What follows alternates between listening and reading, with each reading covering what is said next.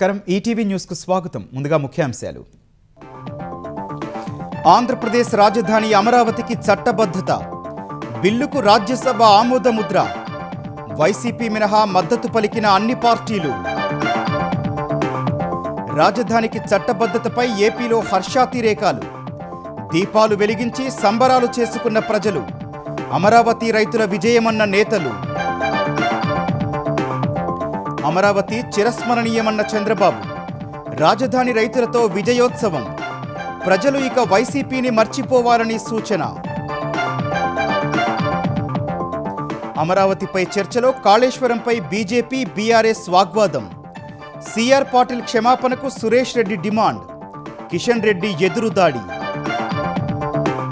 తెలంగాణలో భూ సమస్యల పరిష్కారానికి సమీకృత భూభారతి పోర్టల్. రైతులకు భరోసా భద్రత కల్పించేందుకే తెచ్చామన్న సర్కార్. మూసీ పునరుజ్జీవం సుందరీకరణ ప్రాజెక్టుపై తెలంగాణ ప్రభుత్వానికి ఊరట. బీఆర్ఎస్ నాయకుడి పిటిషన్ను తోసిపుచ్చిన ఎన్జీటీ. డీలిమిటేషన్ మహిళా రిజర్వేషన్ల చట్ట సవరణకు కేంద్రం కసరత్తు. ఈ నెల 16 నుంచి 3 రోజులు పార్లమెంటు ప్రత్యేక భేటీ. ఇరాన్తో యుద్ధాన్ని త్వరలోనే ముగిస్తామన్న ట్రంప్.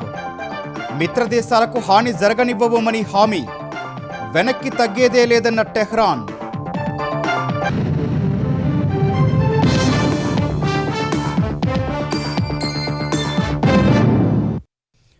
అమరావతికి చట్టబద్ధత కల్పించే బిల్లుకు రాజ్యసభ ఆమోదముద్ర వేసింది.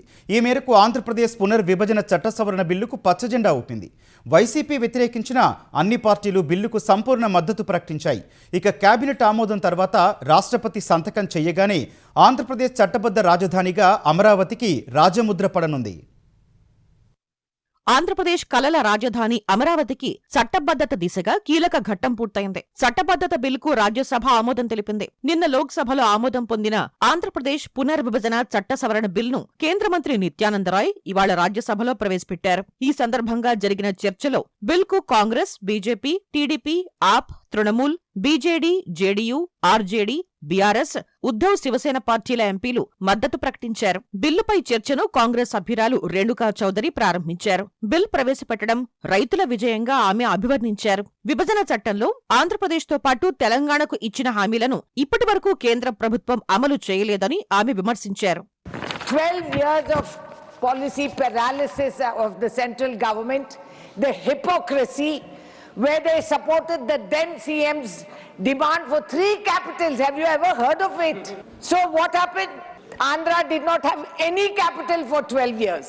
Asset division of 1.42 lakh crore, still undivided. Power dues, a disputed claim that needs a neutral settlement body. Nothing has been done. Institutions of national importance, Schedule 8, still unfilled for Telangana. The railway coach factory promised to Telangana has not materialized. Telugu ప్రజలందరికీ ఇవాళ చరిత్రాత్మకమైన రోజు అని కేంద్ర మంత్రి రామ్మోహన్ నాయుడు అన్నారు. ప్రజా రాజధాని అమరావతి చరిత్రలో గుర్తుంటుందని పేర్కొన్నారు.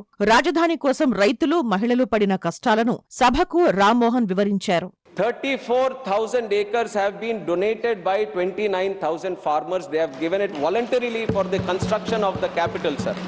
That is the large-heartedness of Amaravati people. Without taking a rupee, the only conviction was that the Amaravati is going to be built as a world-class capital. Once this confusion was created, then the same farmers and the same women took up to the streets to fight for it.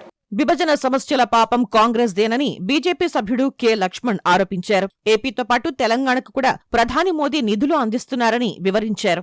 అసలు రాజధాని అనేది దేశానికి ఉంటుంది, రాష్ట్రాలకు ఎక్కడైనా రాజధాని ఉందా చట్టంలో అని ప్రశ్నిస్తా ఉన్నారు. ఇది నవ్వుల పాలవుతున్నారు. ఇవాళ కొత్తగా ఆయన కొత్త కాయిన్ చేశాడు. ఏంటది? మూవీ గనట. ఒక స్థాయిలో ముఖ్యమంత్రిగా ఉన్న వ్యక్తి ఈ రకంగా ప్రజల జీవితాలతో చిలకడటమాడు. వారి యొక్క త్యాగాన్ని ఇవాళ వృధా పోకుండా ఉండాలంటే అక్కడే అమరావతిలోనే ఇవాళ రాజధాని నిర్మాణం కావాలని చెప్పి ఈ చట్టబద్ధత కల్పిస్తాం. పార్లమెంట్లో చేసే చట్టానికి ఇంకా భవిష్యత్తులో ఎవరు కూడా దీని గురించి ప్రశ్నించేటువంటి వాతావరణం లేకుండా మోదీ ప్రభుత్వం పూర్తిగా వారికి అండగా ఉన్నది. రాజధానిగా అమరావతికి చట్టబద్ధత కల్పించే బిల్లులో స్పష్టత లేదని వైసీపీ వాకౌట్ చేసింది. ఢిల్లీ, కలకత్తా, బెంగళూరు, చెన్నైతో పోల్చుకుంటే ఎక్కడైనా సరే సుమారుగా నిర్మాణం చదరపు గడికి 4,000 నుంచి 5,000 రూపాయలు ఉంటుంది సార్. కానీ అమరావతిలో ప్రభుత్వం ఇప్పటి వరకు ఫైనలైజ్ చేసిన టెండర్స్ లో సార్ ఫస్ట్ స్క్వేర్ ఫీట్ కి 12,000 రూపాయల నుంచి 13,000 రూపాయల రేట్లు ఫిక్స్ చేశారు సార్. ఉచితంగా నీరు, విద్యుత్ ఛార్జీలపై రాయితీలు ఇచ్చిన తర్వాత ఈ వ్యయమంతా కూడా ఈ డబ్బు ఎక్కడికి పోతుంది sir? Our YSR Congress Party opposed this bill, but the reasons mentioned in the beginning and in protest, we are walking out, sir. Amaravati రైతుల కన్నీళ్లకు చట్టబద్ధత బిల్ పరిష్కారం చూపిందని టీడీపీ ఎంపీ బీదా మస్తాన్ రావు చెప్పారు. అమరావతిలో పునాదులను కూల్చారు, కానీ ఆంధ్రుల గుండెల్లో ఉన్న సంకల్పాన్ని కూల్చలేకపోయారు. కోర్టులు ముట్టికాయలు వేసిన ప్రజలు చిత్కరించుకున్న ఆనాళ్లు కళ్ళు తెరవని వారికి నేడు ఈ బిల్లు ఒక చెంప పెట్టు సార్. అమరావతి చట్టబద్ధత బిల్లును వ్యతిరేకించిన వైసీపీ ప్రజాక్షేత్రంలో సమాధానం చెప్పాలని BJP MP pak Satyanarayana demand చేశారు. నమ్మకమైనటువంటి వ్యక్తులను ఆశ్రయించి ప్రజలు తమ ఆస్తులు కట్టబెట్టినప్పుడు ఆ తర్వాత వచ్చినటువంటి ప్రభుత్వాలు అంతకు ముందున్నటువంటి ప్రభుత్వం చేసినటువంటి నిర్ణయాన్ని కేవలం రాజకీయ కోణంగా తీసుకోవడం వల్ల జరిగేటటువంటి నష్టం ఏంటన్నది ఇవాళ స్పష్టంగా చూసాం. కనీసం నేను వారి నుంచి ప్రపోజ్ ఏదైనా చేస్తారేమో అని ఆశించాను. నేను కేవలం అపోజ్ చేయడం అంటే ఈరోజు మరొకసారి ప్రజాక్షేత్రంలో వైఎస్ఆర్సీపీ సమాధానం చెప్పుకోవాల్సిన అవసరం వారి పట్ల ఉంది. బిల్లుపై జవాబిచ్చిన కేంద్ర మంత్రి నిత్యానందరాయ్ ఆంధ్రప్రదేశ్కు అమరావతి రూపంలో కొత్త రాజధాని వచ్చిందని అభినందనలు తెలిపారు. అనంతరం సభ్యులందరి సమ్మతితో మూజువాణి ఓటుతో అమరావతికి చట్టబద్ధత బిల్కు ఆమోదముద్ర పడింది. వెంకటేశ్వరుడి ఆశీస్సులతో అమరావతి, ఆంధ్రప్రదేశ్ ప్రజలు వర్ధిల్లాలని ఉపరాష్ట్రపతి రాధాకృష్ణన్ ఆకాంక్షించారు. We wish all the Andhra Pradesh people to have their new, well-built, new capital, Amaravati. Thank you.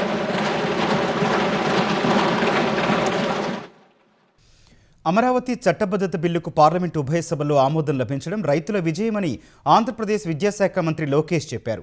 Delhi పర్యటనకు వెళ్లిన లోకేష్ తొలుత ప్రధాని నరేంద్ర మోదీతో సమావేశమయ్యారు.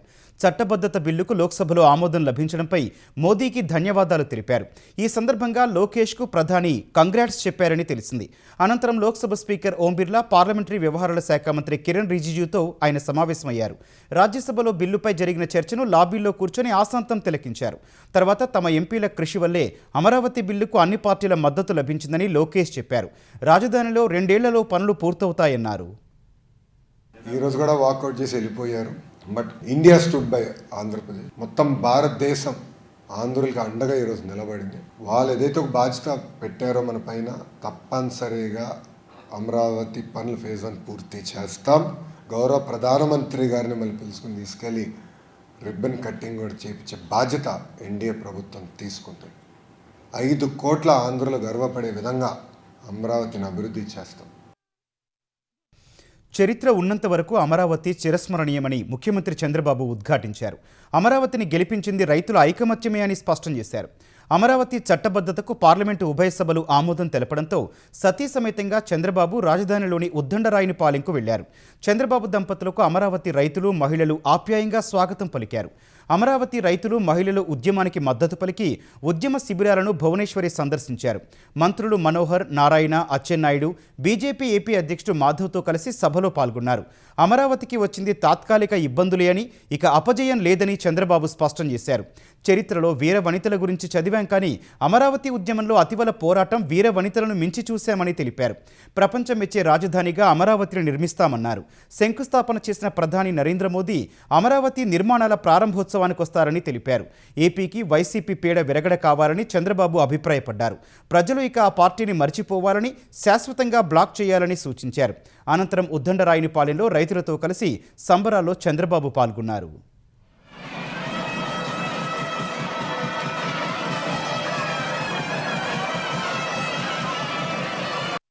ఇది ప్రపంచంలోనే ది బెస్ట్ సిటీగా తయారు చేసి జాతికి అంకితం చేస్తాం. మళ్ళీ ప్రధానమంత్రి గారు 2 సార్లు రావడం ఎప్పుడు చూడరనుకుంటాను. అది కూడా ఒక చరిత్ర. మొదటిసారి ఫౌండేషన్ వేశారు, పనులు ప్రారంభించడానికి 2వసారి వచ్చారు, తొందరలోనే 3వసారి వస్తారు.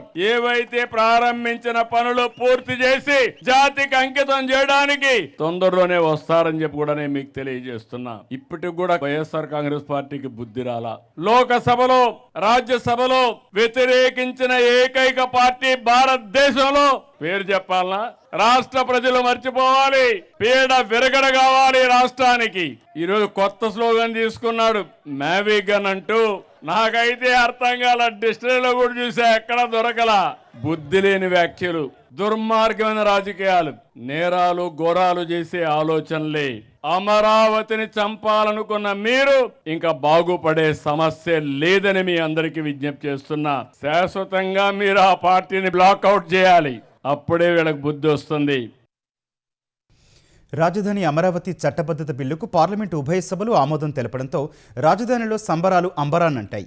ప్రధాని నరేంద్ర మోదీ, ముఖ్యమంత్రి చంద్రబాబు, ఉప ముఖ్యమంత్రి పవన్ కళ్యాణ్ చిత్రపటాలకు పాలాభిషేకం చేశారు. అమరావతి చట్టబద్ధతకు పార్లమెంటు ఆమోదముద్ర వేయడం తమకు భరోసానిచ్చిందన్నారు.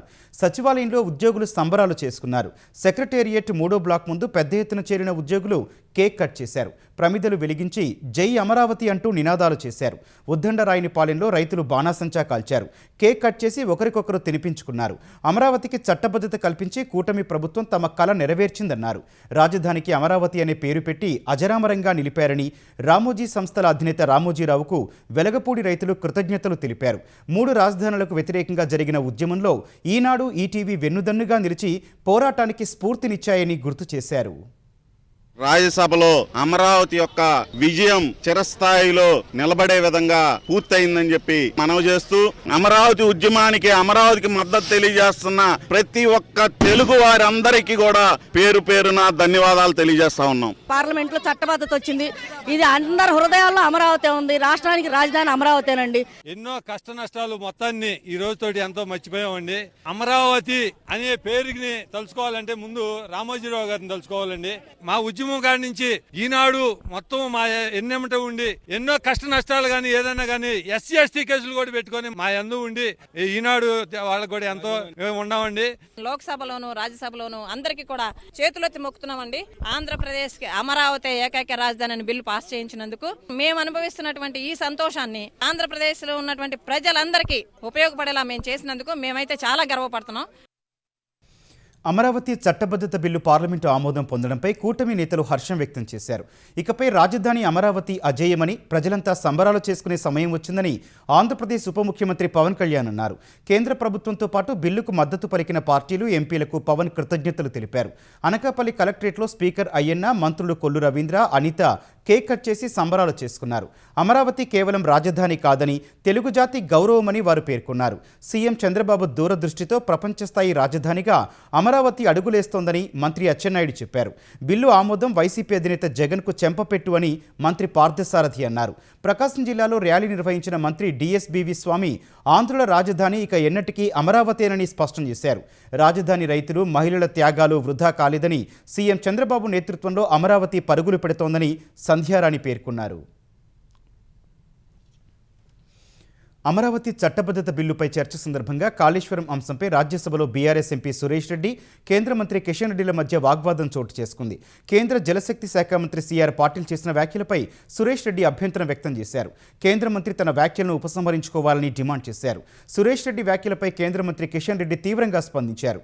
మేడిగడ్డ ప్రాజెక్టు పనికి రాకుండా పోయిందని నిపుణుల కమిటీ చెప్పిందన్నారు. 1,00,000 కోట్ల ప్రజాధనాన్ని కేసీఆర్ ఇష్టమొచ్చినట్లు ఖర్చు చేశారని ఆరోపించారు. ఇందుకు అభ్యంతరం తెలిపిన బీఆర్ఎస్ ఎంపీ వద్దిరాజు రవిచంద్ర కిషన్ రెడ్డి వ్యాఖ్యలను రికార్డుల నుంచి తొలగించాలని కోరారు. एक पैसा सेंट्रल गवर्नमेंट का ना दिया गया। स्टेट गवर्नमेंट का 34,000 करोड़ का इन्वेस्टमेंट हुआ और जो भी है लोन लिए हैं, मगर आपका एक पैसा उसमें नहीं है और आपको इतना भी जानकारी नहीं है कि प्रोजेक्ट का क्या लाभ हो रहा है। आप यहाँ बयान दे दिए कि 1 लाख करोड़ एकदम got washed away. In my view, honorable minister, to mislead this August House by saying 1 lakh crores of Kaleshwaram project got washed away, and I request the government to correct the facts. We seriously object to it. You kindly delete it from the records or ask the minister to apologize. Otherwise, it will be a breach of privilege, sir. Telangana formation के बाद यही केसीआर जी ने सोनिया गांधी घर पे जाकर dinner खाके पैर पकड़ के जब याद नहीं आया क्या? दूसरा विषय मेडिगड्ढे जो है पूरा आज डूबे हैं। डैम का जो कमिटी है ये लोग भी दिया है, काग रिपोर्ट में आया है, उसके द्वारा कोई फायदा नहीं हुआ है। आज बोल रहे एक पैसा किधर से नहीं ले, किधर से लाए? वो जनता का पैसा है। केंद्र सरकार ने अलग अलग फाइनेंशियल इंस्टीट्यूशंस पैसा लेकर कालेश्वरम प्रोजेक्ट बनाया। बिल्कुल कालेश्वरम प्रोजेक्ट ना इंजीनियर्स को पूछा है, कालेश्वरम प्रोजेक्ट केसीआर परिवार के लिए एटीआर हो गया। ఎవరి సొంత సొమ్ములు ఏ ప్రభుత్వాలు ఖర్చు పెట్టవు సార్. మా సొంత సొమ్ము పెట్టలేదు సార్. కేంద్ర ప్రభుత్వం కూడా ఎవరి ఇంట్లోంచి పెట్టారు సార్. అత్యంత ప్రపంచంలో అతిపెద్దమైన ప్రాజెక్ట్ సార్ అది. మొన్న మాట్లాడింది కూడా మా గౌరవనీయులు సిఆర్ పాటిల్ గారు మంత్రి గారి ద్వారా చెప్పింది కూడా అదే సార్. అది కొంచెం మిస్ జరిగింది సార్. దాంట్లో ఒకసారి రికార్డులోంచి తొలగించారు సార్, తప్పు జరిగింది. ఈ రోజు కూడా మా కిషన్ రెడ్డి గారు మా కేసీఆర్ గారిని ఉద్దేశించి తెలంగాణ రాష్ట్రం ఇచ్చినందుకు సోనియా గాంధీ గారికి థ్యాంక్స్ చెప్పడానికి వెళ్తే కాళ్ళు పట్టుకున్నారని చెప్పడం సార్. అది రికార్డులోంచి దయచేసి తొలగించాల్సిందిగా మనస్ఫూర్తిగా కోరుకుంటున్నాం సార్. భూ యజమానులకు భరోసా భద్రత కల్పించే విధంగా భూభారతి పోర్టల్ తీసుకొచ్చామని తెలంగాణ రెవెన్యూ శాఖ మంత్రి పొంగులేటి శ్రీనివాసరెడ్డి తెలిపారు. సమీకృత భూభారతి పోర్టల్ను రంగారెడ్డి జిల్లా ఆమన్గల్ మండలం మిఠాయిపల్లిలో మంత్రి ఆవిష్కరించారు. ప్రతి వ్యక్తికి ఆధార్ ఎలా ఉందో ప్రతి సర్వే నెంబర్కు భూధార్ ఏర్పాటు చేశామన్నారు. ప్రతి మండలంలో లైసెన్స్డ్ సర్వేయర్లను నియమించామని తెలిపారు. రోవర్ అనే యంత్రాలను తీసుకొచ్చామని, వాటితో భూ కొలతలతో ఇంచు కూడా తేడా రాదని చెప్పారు. ఇదే సమయంలో ఈ నెలాఖరులో 2వ విడత ఇందిరమ్మ ఇళ్లు మంజూరు చేస్తామని పొంగులేటి వెల్లడించారు. ఎవరైతే కొనుక్కుంటారో, ఎవరైతే అమ్మాలని అనుకుంటారో మీకు సంబంధించిన వివరాలని ఆ లాగిన్ లో మీరు అప్లోడ్ చేస్తే ఆ ఎంఆర్ఓకి ఆ సర్వేర్లకి వెళ్ళిపోతుంది. 24 గంటల్లోంచి 48 గంటల లోపే సర్వే చేసి ఎమ్మటే దాన్ని అప్లోడ్ చేస్తాడు. 1 లేదా 2 రోజుల్లో మీరు కొన్న ఆస్తి పూర్తి వివరాలు మ్యాప్ తో మీ డాక్యుమెంట్ కు జత చేయడం జరుగుద్ది. రిజిస్ట్రేషన్ చేసేటప్పుడే మీ మ్యాప్ ఆ డాక్యుమెంట్ తో వచ్చే వ్యవస్థే ఇంటిగ్రేటెడ్ వ్యవస్థ. ఫ్యూచర్ సిటీ కార్యాలయం యంగ్ ఇండియా స్కిల్ యూనివర్సిటీ నిర్మాణ పనుల్లో వేగం పెంచాలని ముఖ్యమంత్రి రేవంత్ రెడ్డి ఆదేశించారు. కేరళం పర్యటన ముగించుకుని శంషాబాద్ విమానాశ్రయం ఇచ్చిన సీఎం అక్కడి నుంచి నేరుగా ఫ్యూచర్ సిటీకి వెళ్లారు. ఫ్యూచర్ సిటీ అభివృద్ధి కార్యాలయం, స్కిల్ యూనివర్సిటీల పనులను పరిశీలించి పలు సూచనలు ఇచ్చారు. ఎఫ్సిడిసి కార్యాలయం, యంగ్ ఇండియా స్కిల్ యూనివర్సిటీ పనులు త్వరగా పూర్తి చేయాలని అధికారులను రేవంత్ రెడ్డి ఆదేశించారు.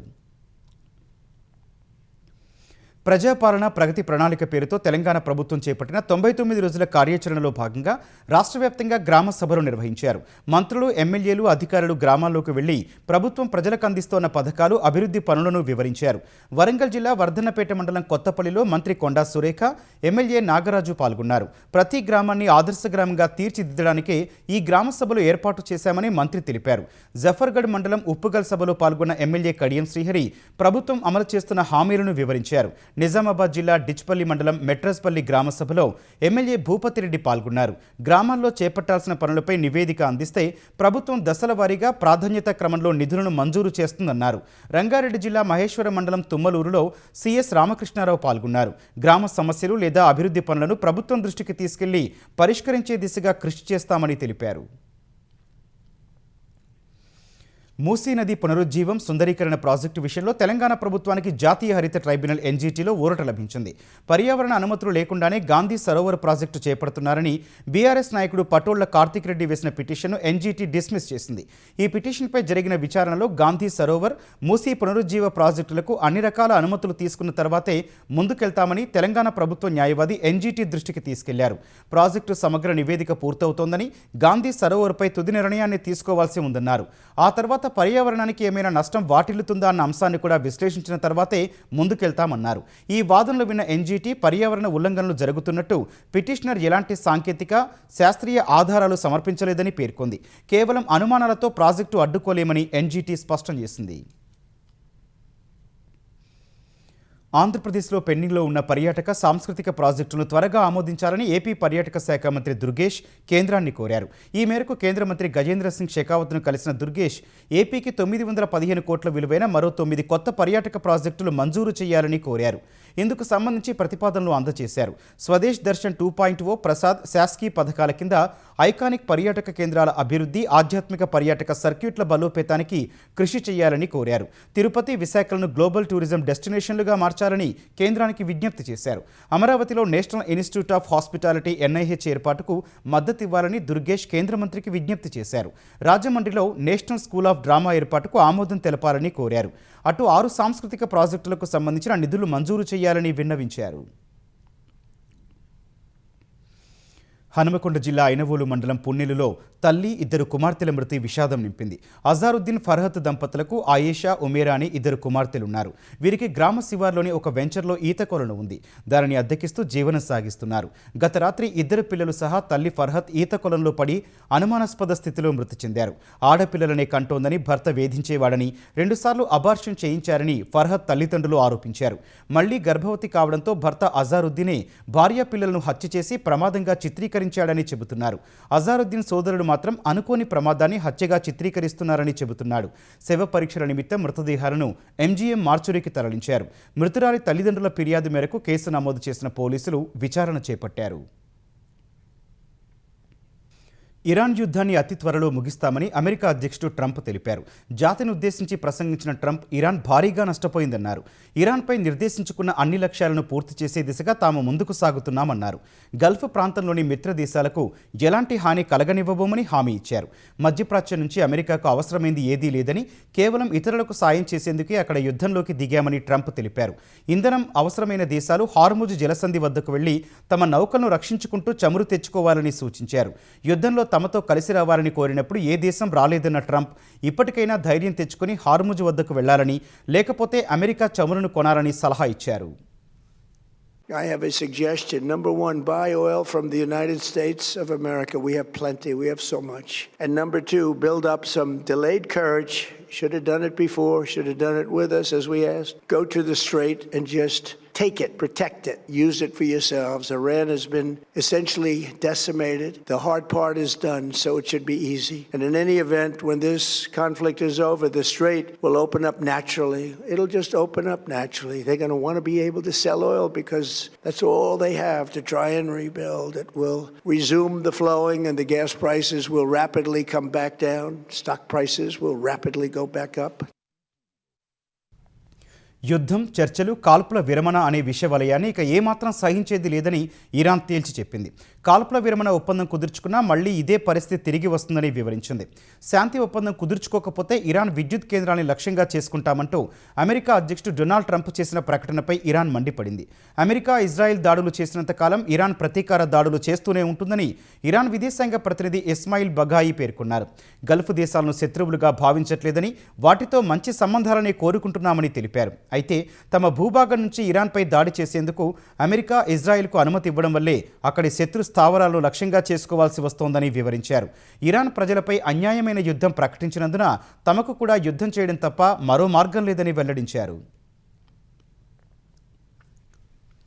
పశ్చిమాసియాలో యుద్ధం భీకరంగా సాగుతోంది. ఇరాన్ రాజధాని టెహ్రాన్ సహా ఇతర ప్రాంతాల్లో అమెరికా, ఇజ్రాయెల్ దాడులు కొనసాగుతున్నాయి. ఇస్ఫహాన్ ప్రావిన్స్లోని బహైరిస్తాన్పై పెద్ద ఎత్తున దాడులు చేశాయి. ఈ దాడుల్లో ప్రభుత్వ మౌలిక సదుపాయాలు ధ్వంసమయ్యాయి. ఇరాన్కు మద్దతుగా పనిచేసే ఇరాక్లోని PMF 58వ బ్రిగేడ్ హెడ్ క్వార్టర్పై అమెరికా వైమానిక దాడులు చేసింది. 5వ వారానికి చేరిన యుద్ధంలో అమెరికా గణనీయమైన పురోగతి సాధించినట్లు US సెంట్రల్ కమాండ్ ప్రకటించింది. ఇరాన్ నౌకలు తిరగబడటం, విమానాలు ఎగరటం చూడలేదని ఎక్స్పోస్ట్లో పేర్కొంది. అటు ఇరాన్ కూడా భీకర దాడులు చేసింది. బహ్రెయిన్లో అమెరికా నౌకాదళానికి చెందిన 5వ ఫ్లీట్పై డ్రోన్లు, క్షిపణులతో దాడులు జరిపింది. అమెరికా కమాండ్ సెంటర్ను టార్గెట్ చేసింది. కువైట్లో జరిపిన దాడిలో అగ్రరాజ్యానికి చెందిన హెలికాప్టర్ ధ్వంసమైనట్లు పేర్కొంది. అబుదాబిలోని ఉక్కు పరిశ్రమలు, బహ్రెయిన్లోని అల్యూమినియం పరిశ్రమలపై దాడులు చేసినట్లు IRGC ప్రకటించింది. హైఫా ఓడరేవుపై కూడా దాడి చేసినట్లు ప్రకటించింది. లెబనాన్ నుంచి హెజ్బొల్లా మిలిటెంట్లు జరిపిన రాకెట్ దాడుల్లో ఉత్తర ఇజ్రాయిల్లోని గలీలీ రీజియన్లో పొగలు లేచాయి. నిమిషాల వ్యవధిలో 30 రాకెట్లు వచ్చినట్లు స్థానిక మీడియా పేర్కొంది.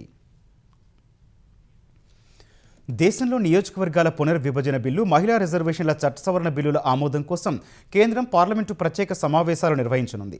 ఈ నెల 16 నుంచి 18 వరకు 3 రోజులు ప్రత్యేక సమావేశాలు నిర్వహించాలని కేంద్రం నిర్ణయం తీసుకుంది. ఈ మేరకు పార్లమెంటు బడ్జెట్ సమావేశాలు ఇవాళ ముగియాల్సి ఉండగా ఉభయ సభలను ఈ నెల 16కు వాయిదా వేశారు. లోక్సభ సీట్లను 543 నుంచి 816కు పెంచనున్న కేంద్రం అందులో 273 స్థానాలు మహిళలకు రిజర్వ్ చేసే విధంగా బిల్లులు తేవడానికి సన్నాహాలు చేస్తోంది. కేంద్ర హోంమంత్రి అమిత్ షా గత వారం ఇదే అంశంపై ఎన్డీఏ భాగస్వామ్య పక్షాలు, కాంగ్రెస్ ఇతర విపక్ష నేతలతో చర్చించారు. అయితే లోక్సభ స్థానాల పెంపుపై ప్రధాన ప్రతిపక్షం కాంగ్రెస్, తృణమూల్ కాంగ్రెస్తో కేంద్రం మాట్లాడాల్సి ఉంది.